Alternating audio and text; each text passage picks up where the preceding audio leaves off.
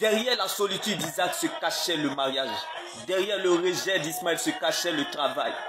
Si Rebecca voulait regarder la parole de sa stérilité dans sa tristesse, elle n'aurait pas enfanté des jumeaux Jacob et Ésaü.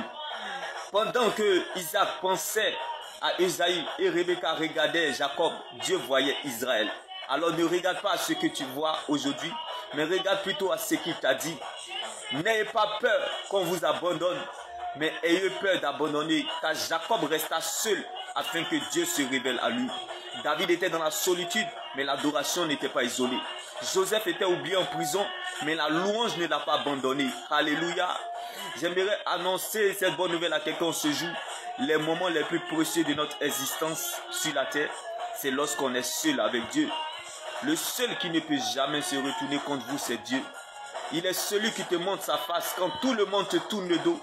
Il est celui qui te cache quand tes ennemis te cherchent. Les ennemis sont des médicaments qui donnent la santé à notre destinée. Il est celui qui te retrouve quand tu es perdu.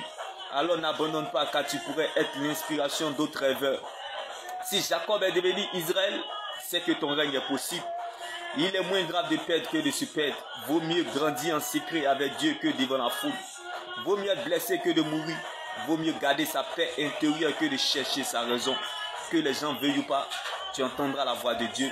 Mon Dieu se révélera à toi, il changera ton identité, il changera ton nom. Quand les hommes sont témoins, c'est fort. Mais quand Dieu est témoin, c'est encore plus fort. Que les gens veuillent ou pas, t'aident ou pas, interviennent ou pas, Dieu le fera pour toi. Dieu se souviendra de toi. Dieu fera par toi, pour toi, sans toi. Non pas parce que tu as raison, mais parce que tu es sa raison. Si une chose ne veut pas t'aider, il y a une autre chose qui t'aidera. Si tu commences par la volonté qui t'emmène à la mort, tu finiras par la volonté qui te ressuscite. Si tu commences par la volonté qui t'emmène à patienter, tu finiras par la volonté qui t'exauce. Si tu commences par la volonté, bien-aimé, qui t'emmène en prison, tu finiras par la volonté qui te délivre. Si tu commences par la volonté qui t'emmène à servir Dieu, tu finiras par la volonté qui t'emmène à te reposer sous l'abri du Très-Haut. Car la Bible pouvait nous le dire, celui qui se repose sur l'abri du Très-Haut repose à l'ombre du Dieu Tout-Puissant, Jésus-Christ de Nazareth. L'oiseau ne se fâche jamais contre l'arbre. Sois sage et patient, car le temps finira par te donner ce qui te revient. Car celui qui a vu le lion et celui qui a entendu parler du lion n'ont pas la même façon de courir. La vitesse énorme dépend de ce qui le poursuit. Heureux l'homme qui cherche la présence de Dieu malgré les difficultés. Car le désert révèle la valeur d'une personne. Le désert ne te rendra pas noir mais plutôt blanc. Quel que soit le goût de ton désert, il neigira un jour. Il y a toujours un après cela. Et n'oublie pas que les bonnes et les meilleures choses viennent toujours après. Alors réjouis-toi et prépare-toi, car bientôt tu casseras la démarche dans le nom de Jésus.